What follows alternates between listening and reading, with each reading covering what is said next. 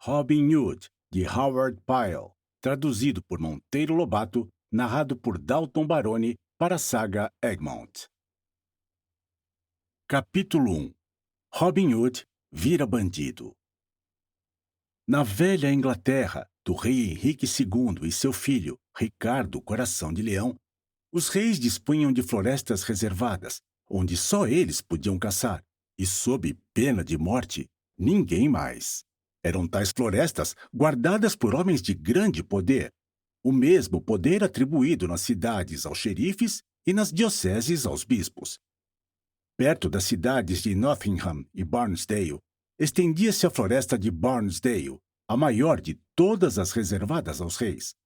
Chamava-se Hugo Fitzooth, o chefe dos seus guardas, casado e pai do pequeno Roberto, o futuro Robin Hood. Nascido em Locksley em 1160, era por isso frequentemente chamado de Rob de Locksley. Lindo rapaz, alegre e vivo, cujo maior prazer breve se tornou acompanhar o pai em suas excursões pelas matas. Deu-se ao esporte do tiro com flecha, logo que os bíceps lhe permitiram vergar a madeira do arco. Durante as horas de reclusão que o inverno traz, seu gosto era ouvir as histórias contadas pelo pai.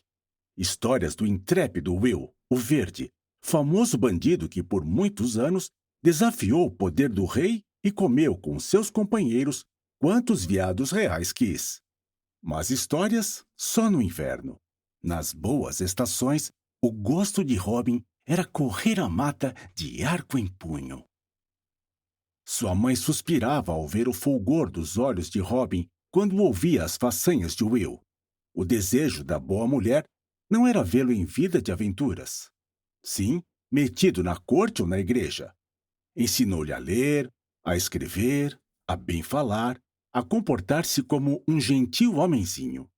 Mas, embora recebesse de boa graça aquelas lições, o amor do rapaz estava no arco, na liberdade de correr pela floresta. Companhia nenhuma lhe sabia mais que a das árvores silenciosas, ou murmurejantes, quando as agitava a brisa. 2 companheiros encontrou Rob para tais correrias. Will Gamewell, seu primo, morador perto de Nottingham, e Marian Fitzwalter, filha única do conde de Huntington. O castelo deste conde podia ser visto do alto das árvores mais altas da floresta, donde costumava Rob acenar para a amiguinha, marcando encontros. Rob não podia visitá-la no castelo. As 2 famílias odiavam-se.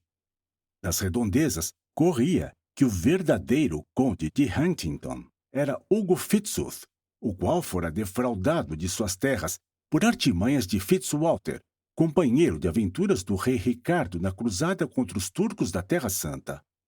Entre as 2 crianças, porém, sempre reinara a maior camaradagem, pouco ligando eles às questões de família.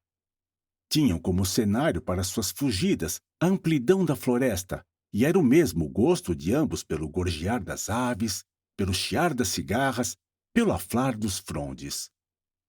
Dias encantadores se passaram assim, mas tempo veio em que o céu daquela felicidade iria turvar-se de nuvens.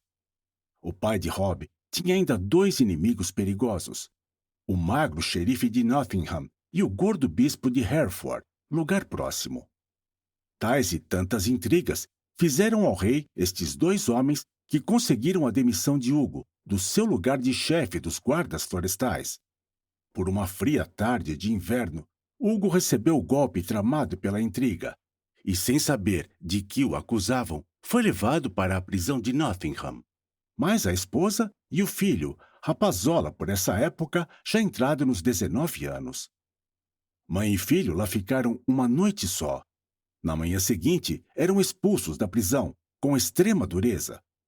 Foram-se em procura do parente mais próximo, George de Gamewell, que os acolheu bondosamente. Mas o choque recebido e a marcha para o cárcere dentro da noite gelada foram demais para a saúde já débil da mãe de Rob. Caiu de cama. Em menos de 2 meses, fechava os olhos para sempre. Rob sentiu-se despedaçar-se-lhe o coração e ainda sangrava da grande dor quando lhe sobrevém segundo golpe, Morre também seu pai. O infeliz finara-se na prisão, sem sequer saber de que seus inimigos o acusavam. 2 anos transcorreram.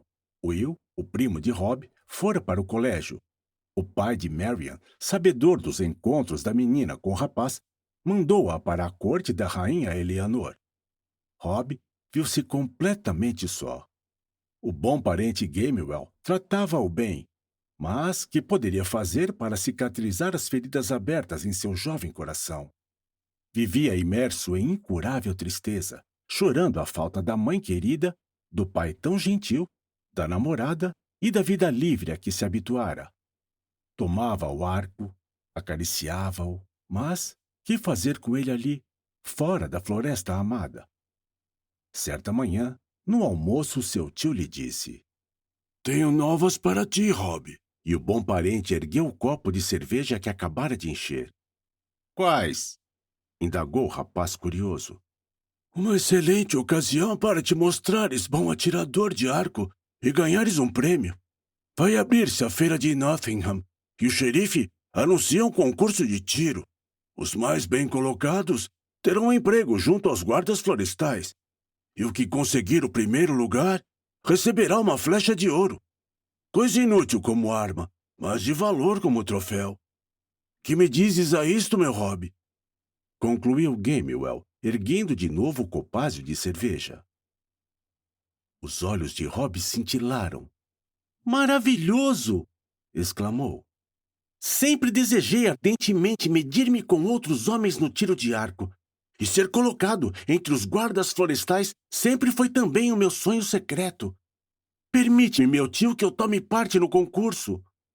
"Pois, de certo," respondeu Gamewell. "Pensei que tua mãe queria fazer de ti um homem da cidade. Mas estou convencido que a única vida que te atrai é a vida livre das florestas. Ora, o certo neste mundo é cada qual seguir a sua vocação." Rob agradeceu as boas palavras do tio e, a partir daquele momento, começou a fazer os preparativos para a viagem a Nottingham. Seu arco de teixo necessitava nova corda e as flechas também podiam ser melhoradas. Dias depois, pela manhã, viram-no a caminho de Nottingham, de arco na mão e um feixe de setas ao ombro. Belo rapagão que era, vestido da cabeça aos pés, do bom pano verde de Lincoln, caminhava radiante, entumecido de esperanças, sem um só pensamento para a maldade dos homens. Não tinha inimigos, mas, aí, iria fazer um naquele mesmo dia. Ao atravessar a floresta de Sherwood, deu de chofre com um grupo de guardas em merenda alegre à sombra de um carvalho. Tinha diante de si um alentado bolo e várias malgas de cerveja.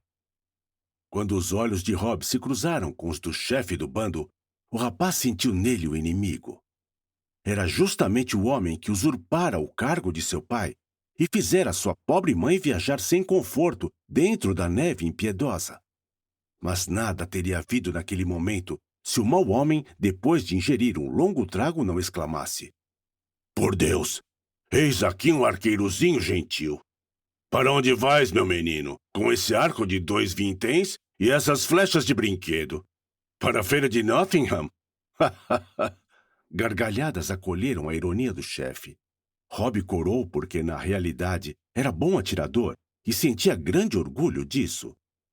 "Meu arco," disse ele, "vale o seu.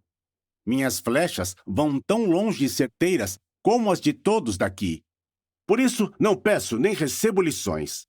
"Mostra-nos a tua habilidade, menino. Se atingires no alvo que vou indicar, receberás estas moedas de prata. E se errares, uma boa sova." "Indique o alvo," gritou Rob já colérico. "Jogo a minha cabeça contra essa bolsa que tem aí na cintura." "Assim seja," tornou o chefe dos guardas. "Tua cabeça contra minha bolsa." Nesse momento, um rebanho de veados repontou a pouca distância, uns 100 metros. Veados do rei. O chefe apontou-os dizendo para Rob: "És capaz de lançar uma flecha a meia distância dos veados?" "Aposto minha cabeça contra 20 moedas que matarei aquele acolá. O que vem na frente?" e, sem acrescentar mais nada, ajustou na corda uma seta e apontou. O arco encurvou-se elegantemente. A flecha partiu. Lá no rebanho, o veado dianteiro deu um salto e caiu. A flecha atingira-o no coração. Um murmúrio de espanto ergueu-se do grupo de guardas, e também um rugido de cólera. "Sabes o que acabas de fazer, menino?" gritou o desapontado chefe. "Acabas de matar um servo real, e, portanto, cometeste um crime contra as leis de Sua Majestade. Não me fales nas 20 moedas e raspa-te daqui quanto antes. Tua presença me irrita." O sangue do rapaz esfervia-lhe nas veias. Encarou o homem mau aflito e rosnou. "Já conheço essa cara, senhor chefe. Focinho do homem que usa sapatos de defunto." E com isso se afastou com a alma a estalar de ódio. O chefe dos guardas respondeu com uma blasfêmia, e, vencido pela cólera, correu ao arco, ajustou a flecha que traiçoeiramente remeteu contra o rapaz pelas costas. Errou por fração de polegada. Rob não se conteve, voltou-se para o inimigo gritando. "Ah, vejo que não atira bem como eu, apesar de todas as fanfarronadas, e bem merece uma lição deste arco de 2 vinténs." Mal acabou de falar e já a flecha partiu. Um grito. O chefe dos guardas tombara de borco. Surpresos com o inesperado desenlace, os guardas rodearam o chefe tentando reanimá-lo. Inútil. A seta fora-lhe ao coração. O pai de Rob estava vingado. Os guardas arremeteram contra o matador. Impossível alcançá-lo. Além da dianteira que levava, Rob tinha 20 anos e defendia a vida. Ao cair da tarde, portou na cabana de uma viúva para descanso. Sentia-se exausto e faminto. A boa mulher reconheceu nele o menino que muitas vezes lhe passara pela porta, com Will e Marian. Preparou-lhe bolos e mais gulodices, insistindo para que se demorasse ali e lhe contasse sua história. Depois, meneou a cabeça desconsoladamente. "Um mau vento sopra sobre estas terras", gemeu. "Os pobres são despojados de tudo. Os ricos pisam sobre seus corpos martirizados. Meus 3 filhos foram postos fora da lei por terem abatido um servo real, meio único que tinham para escapar à morte pela fome. Andam agora ocultos na floresta, com mais 40 homens igualmente perseguidos." "Onde param eles, boa velhinha?" indagou Rob. "Por Deus que quero me juntar a esses amigos." A velha, desconfiada, evitou fornecer informação segura. Mas, quando viu não haver outro remédio, disse: "Meus filhos virão visitar-me esta noite. Se ficares aqui, poderás vê-los." Rob, apesar de saber-se perseguido, resolveu ficar, com a intuição de que iria conhecer homens da sua têmpera e de sentimentos afins. E foi o que se deu. Os moços vieram. Travaram conhecimento com o foragido e, reconhecendo-lhe a sinceridade e as qualidades, admitiram-no no bando. Um deles disse: "Nosso grupo tem falta de um bom chefe. Estávamos a estudar o meio de escolhê-lo. Agora foi resolvido que aquele dentre nós que for à feira e conquistar o prêmio, esse nos chefiará." Rob pôs-se de pé. "Ótimo! Parti de casa para disputar esse concurso na feira de Nottingham. Estou certo de que saberei manter os guardas florestais e os homens dos xerifes de toda a cristandade a boa distância de mim." Apesar de tão novo ainda, o brilho dos seus olhos e a energia de sua atitude disseram aos moços que seria aquele o chefe ideal do bando. "A Nottingham! A Nottingham, pois!" exclamaram. "Se vences o prêmio da Seta de Ouro, serás o chefe indisputado dos fora da lei da floresta de Sherwood." Assentado isso, pôs-se Rob a pensar em como melhor se disfarçaria para aparecer na cidade sem receio de aprisionamento, pois, com certeza, os guardas já tinham posto sua cabeça a prêmio. O problema foi resolvido depressa. Chegado à cidade, Rob varou a multidão rumo à praça do mercado. Trombetas soavam. O povo se aglomerava em certo ponto para ouvir do arauto a leitura da proclamação do xerife. Um tal Roberto, sobrinho de Gamewell Hall, havendo matado o chefe dos guardas florestais do rei, fica posto de hoje em diante fora da lei. Em consequência, um prêmio de 100 libras será pago a quem o prender, vivo ou morto. O arauto fez novamente soar sua trombeta e o povo se espalhou alegremente, com o pensamento nas 100 libras do prêmio. A proclamação foi afixada no lugar do costume, onde gente de nariz para o ar entrou a revezar-se na leitura. A morte do chefe dos guardas florestais constituía caso de sensação. Mas povo é povo. O anseio pelas festas fez que logo todos passassem aquilo para a segunda plana, de modo que nas portas da cidade só ficaram os guardas florestais que, com o xerife, se empenhavam em apanhar o criminoso. O velho ódio desse xerife contra o pai de Robin voltava-se agora contra o filho. O grande acontecimento do dia, porém, não foi esse. Foi o que sobreveio à tarde. Concurso de tiro para a disputa da flecha de ouro. Compareceram 20 concorrentes, entre eles um que mais parecia mendigo, todo esfarrapado que estava. Ar sorno, arranhões pelos braços e faces. Sobre a cabeça tinha um velho capuz, semelhante aos de certos monges. Foi manquitolando que tomou lugar entre os 20 atiradores, fazendo a assistência rir-se de sua triste figura. Como, entretanto, o concurso se abrira para quem quer que fosse, não houve jeito de evitar que o mendigo nele tomasse parte. Lado a lado com Rob, pois Rob era o mendigo, vinha um alentado atirador de pele requeimada e um dos olhos oculto por uma faixa verde. A assistência também troçou desse estropiado concorrente. Sem dar atenção a isso, entrou o cego a experimentar a flexibilidade do arco e a remexer em seu carcaz de flechas. A multidão já era grande. Gente da cidade e das redondezas ali se reuniram no antegozo da disputa. Anfiteatro espaçoso.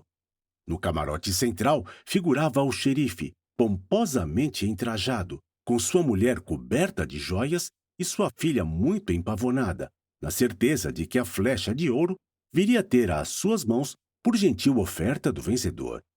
Isto a faria a rainha da cidade. À direita do camarote do xerife ficava o do gordo bispo de Hereford, e à esquerda um ocupado por formosa rapariga. Ao vê-la, o coração de Rob pulsou violento. Marian havia sido enviada para a corte da rainha Eleanor, e agora se apresentava ali, com um ar triste, ao lado de seu pai, o conde de Huntingdon. Se Rob viera determinado a vencer, essa determinação dobrava agora de vigor. Um fluido desconhecido eletrizava seus músculos. Vinha do amor essa força nova. Uma trombeta soou. Fez silêncio na multidão. O arauto anunciou os termos da luta. Todos podiam concorrer. Não havia restrição alguma, disse ele. O primeiro alvo ficava a 30 aunas de distância, e quem o atingisse no centro habilitava-se a atirar no segundo, colocado 10 aunas mais longe. Vinha depois o terceiro alvo, mais afastado ainda. O vencedor de todas as provas receberia a flecha de ouro e também colocação entre os guardas florestais do rei, sendo coroado pela rainha do dia. A trombeta ressoou de novo. Ia começar a disputa. Os arqueiros preparavam-se para atirar. Rob baixou os olhos para o seu arco, enquanto a multidão sorria e murmurava comentários a propósito da singularíssima figura. Quando o primeiro atirador ergueu a arma para o primeiro tiro, todos se calaram. Só 12 dos 20 concorrentes atingiram o centro do primeiro alvo. Rob, que fora o sexto a atirar, recebeu a silenciosa aprovação do seu companheiro de olho vendado, que estava em 7º lugar e que também acertou sua flecha no centro. A multidão aplaudiu os 12 vencedores, porque entre eles estavam os seus favoritos. A trombeta deu sinal para a segunda prova. Os 3 primeiros atiradores, 3 favoritos do povo, acertaram no centro do alvo e foram vivamente aplaudidos com palmas e gritaria. Era a opinião geral que os vencedores do torneio estavam entre aqueles três.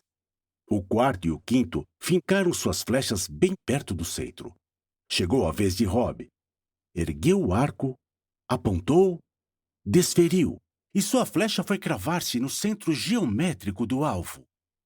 O esfarrapado! O esfarrapado! Gritou a multidão. Parece incrível, mas acertou! Na realidade, o tiro de Rob foi o melhor de todos. O do cego não ficou atrás, com a flecha fincada coladinha à de Rob. A multidão prorrompeu em berros de entusiasmo, porque tiros como aqueles nunca tinham sido observados em Nottingham. Os restantes atiradores falharam e retiraram-se da arena, de nariz caído, enquanto a trombeta anunciava a terceira prova, com o alvo a 50 aunas de distância. Pela minha salvação, deste um tiro ótimo! Exclamou o esquisito companheiro de Rob, dirigindo-se a ele no intervalo para descanso. Concede-me que na prova imediata eu atire antes de ti? Impossível, respondeu o rapaz. Mas és bom companheiro, e se me escapar a vitória, tenho certeza de que não te escapará. Disse e olhou com desprezo para os três arqueiros restantes, naquele momento, rodeados de admiradores e de amigos do xerife, do bispo e do conde. Depois, dirigiu os olhos para o camarote de Marian. 2 olhares se cruzaram. Ter-se-iam reconhecido? O cego percebeu o jogo e disse: Linda moça, hein? Muito mais digna de receber das mãos do vencedor a flecha de ouro do que a tal filha do xerife. Esperto és tu, meu cego, e gosto de saber que é assim. Foi o comentário único de Rob. Terminara o intervalo. Com mais cuidado do que nunca, os arqueiros preparavam-se para a terceira prova. O alvo inteiro, lá longe, ficava do tamanho do centro do alvo número 1. Os 3 primeiros atiradores deram excelentes tiros, sem que, entretanto, conseguissem tocar no centro. Rob colocou-se em posição, mas com um peso na alma. Uma nuvem ia passando pelo céu, que atrapalhava a luminosidade do disco. E, para mal maior, entrara a soprar uma brisa forte. 2 contratempos, desses que põem medo no coração dos atiradores. Seus olhos voltaram-se novamente para o camarote de Marian. O olhar trocado reassegurou-o imediatamente. Neutralizou o contratempo da nuvem e da brisa. Rob sentiu que ela o reconhecera e estava a ordenar-lhe que vencesse.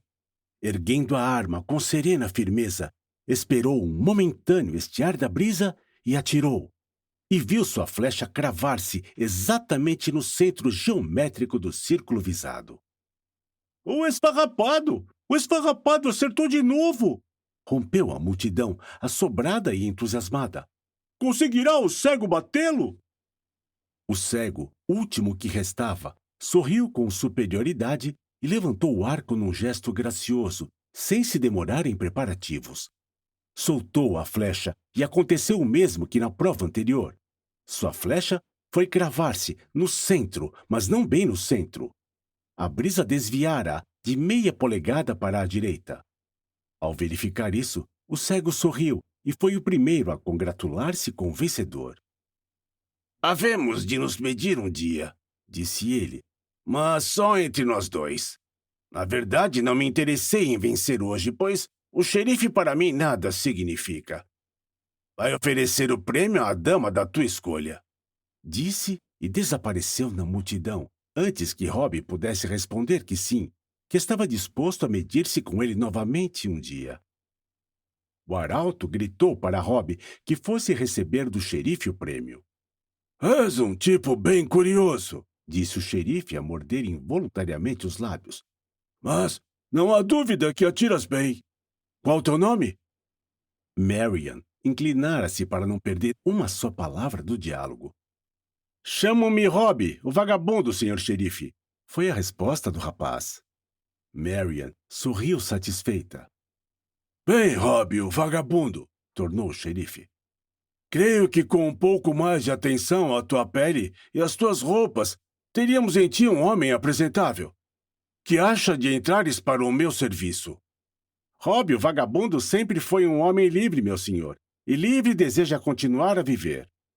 O xerife ensombreceu o rosto, mas soube conter-se já que sua filha iria receber a homenagem daquele homem arrogante. Rob, disse ele, aqui está a flecha de ouro que cabe como prêmio ao vencedor do dia. Devo declarar que conquistaste brilhantemente, embora com surpresa geral. Nesse ponto, o arauto fez sinal para Rob, indicando a filha do xerife, a qual, sorridente, esperava o desfecho da oferta. Mas Rob fez que não percebeu e, com a flecha em punho, dirigiu-se para o camarote de Marian.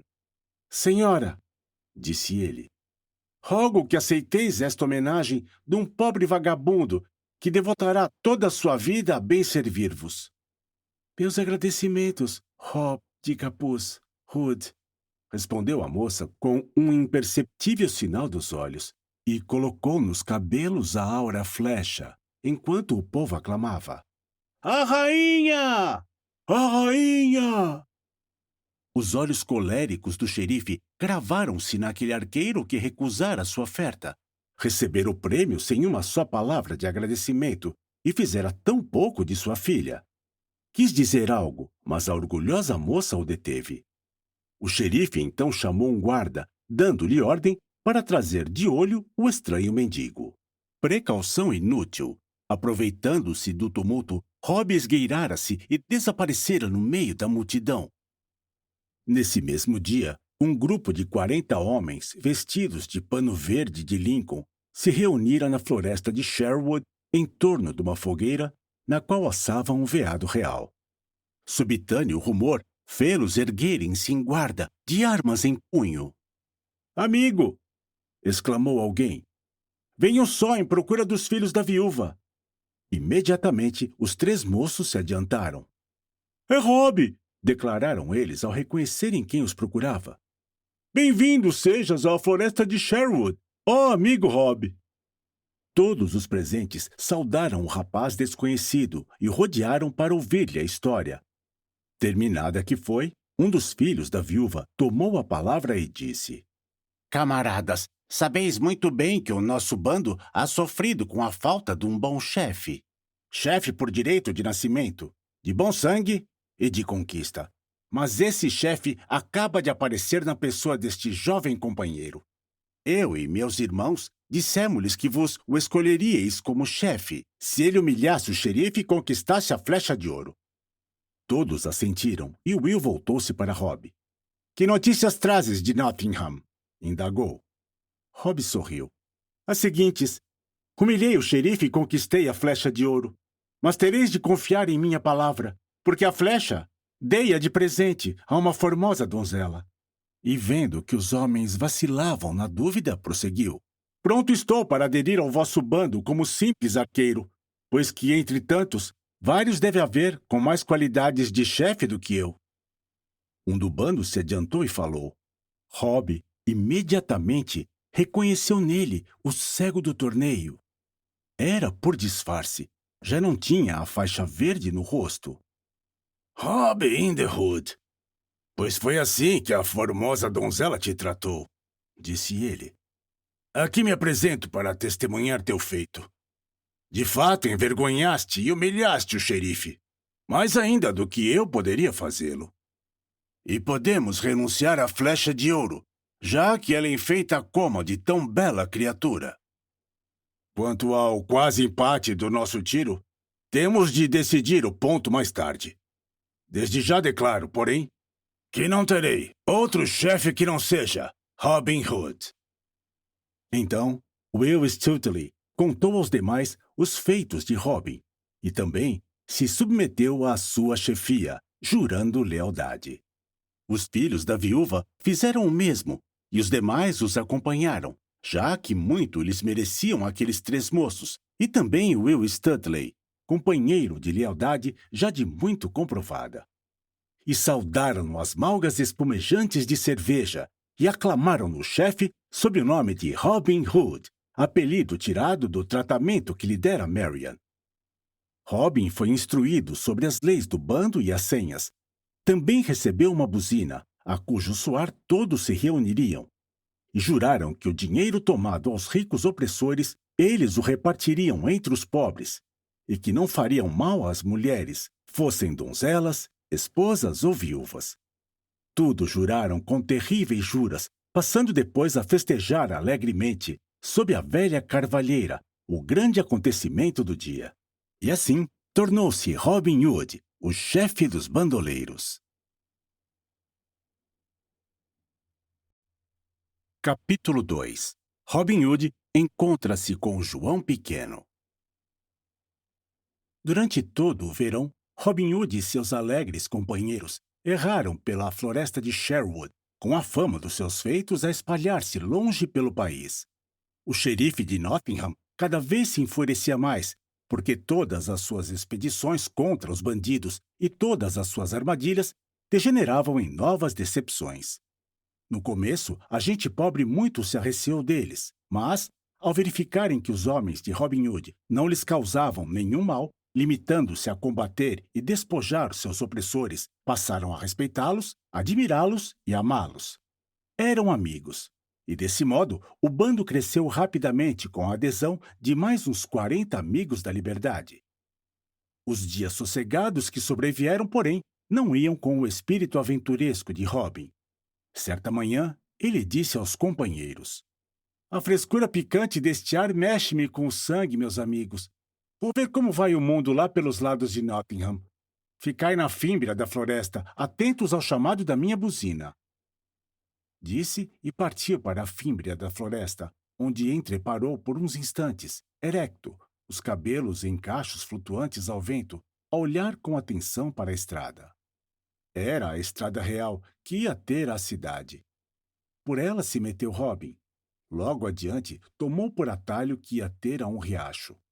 Quando o alcançou, viu que as chuvas da estação o tinham transformado em torrente. Havia uma estreita ponte. Robin correu para ela, mas, a meio caminho, divisou uma criatura agigantada, aí de 6 pés de altura, que vinha ao seu encontro. Trazia na mão um grosso cajado de carvalheira. Ambos apressaram o passo, cada qual pensando em cruzar a ponte antes do outro. No meio dela, se chocaram e nenhum cedeu caminho. "Quero passar!" gritou Robin em tom de chefe que em todas as situações manda. O desconhecido sorriu. Perto dele, Robin era um menino. "Alto lá com esse tom! Só cedo passagem a homem mais forte que eu." "Abre caminho, repito!" insistiu Robin em tom colérico. "Ou mostrarei quem é o mais forte. Abre caminho se não quer que te lance nágua." O desconhecido riu-se. "Por minha salvação, agora é que não cedo nada. Tenho passado a vida em procura de alguém mais forte. E viva Deus se o encontrei." "Pois verás", replicou Robin. "Espera-me aqui até que eu corte um cajado como o que tens na mão." Disse e voltou para a margem donde viera, e largando o arco e as flechas, cortou um alentado rebento de carvalheira, reto, sem nós, aí de uns 6 pés de comprido. Mesmo assim, era menor que o usado pelo oponente. Feito o quê, voltou à ponte. "Creio não ser preciso acentuar que, para um arqueiro como eu, o mais simples nesta situação seria usar o arco. Mas gosto, às vezes, de variar de música." E regirando no ar o cajado, "Prepara-te, pois, para a sinfonia que vou tocar no teclado das tuas costelas. Lá vai! 1, 2 e... 3! gritou o gigante, arremetendo contra ele. Mas Robin tinha agilidade de símio. Desviou-se a tempo de um golpe que, se o apanha, o teria abatido como uma pancada na nuca que abate o boi em matadouro. E mandou a réplica. "Waki! Waki!" revidou o gigante. "Waki! Waki! Waki!" Os golpes se iam sucedendo alternadamente, um de cá para um de lá, cada vez mais furiosos. Mas, como se tratava de luta entre a agilidade e a bruteza, ficou um espetáculo divertido. Aos botes se sucediam gritos e chacotas, com as de Robin a ferirem tanto como seus golpes. O cajado do gigante jamais tocava ao alvo, o mesmo não se dando com o de Robin. Mesmo assim, a luta se foi prolongando, sem que nenhum tivesse intenção de dar o basta. Era rindo que se batiam. E o moço ainda ria mais que o gigante, pois nenhum esporte lhe agradava tanto como lutas dessas. Por fim, o mais pesado começou a mostrar sinais de canseira. Suava em bicas e desferiu um golpe medonho. Inutilmente. Contra a agilidade de Robin, de nada valia a força bruta. Mas a agilidade valia muito contra a força bruta, pois Robin revidou com certeira pancada que apanhou o gigante pelas costelas, fazendo-o vacilar. Reaprumou-se logo, porém, dizendo: Pela minha vida, tu sabes bater, rapaz. E retribuiu o golpe com outro bastante rápido que apanhou Robin fora de guarda. É que, ao ver o gigante vacilar, ficara ele à espera de um tombo completo na água, e em vez disso, veio o inesperado golpe. Uaki! Apanhado na cabeça, Rob viu mais estrelas do que as que há no céu. E lá se foi para dentro do rio. A frialdade súbita fê-lo readquirir os sentidos. Debateu-se e, agarrado a uma raiz marginal, esforçou-se por firmar o pé em seco. Lá, sobre a ponte, o gigante ria-se à larga, mas sem desejo nenhum de que o contendor perecesse afogado. Oh, meu amigo! Onde paras tu agora? Espera que eu vou pescar-te. Disse, estendendo-lhe o comprido bastão. Agarra-te, que te empurrarei para a margem. Robin agarrou-se e de fato foi empurrado para o seco, como um peixe ferido, embora nenhum peixe jamais houvesse saído d'água tão empapado como ele. Deitou-se na areia de um cômoro, por alguns minutos, à espera de que lhe voltassem completamente os sentidos. Depois, sentou-se e esfregou a cabeça. Com 1000 diabos! Exclamou. Tu me bateste rijo, homem! Sinto como se tivesse no crânio toda uma colmeia de abelhas. Tomou então a buzina e dela tirou 3 toques. Um momento de silêncio se seguiu. Depois, o estalidar do mato denunciou gente a correr. Eram os homens vestidos do pano verde de Lincoln. À frente vinham Will Stuteley e os 3 filhos da viúva. — O que é isso, chefe? Gritou Stuteley. Está mais empapado que uma esponja. Este freguês não quis ceder-me passagem na ponte, e quando lhe assentei uma cajadada nas costelas, revidou com uma em minha cabeça e fui ao banho. A ele então se faça o mesmo, gritou Will. Agarrai-o, rapazes! Todos avançaram para o gigante e o agarraram, firme, levando-o dali para a beira d'água, onde com 1, 2, 3, lançaram-no o mais longe possível. Robin saltou para a ponte e repetiu as palavras que lhe dissera o gigante. Amigo, onde paras tu agora?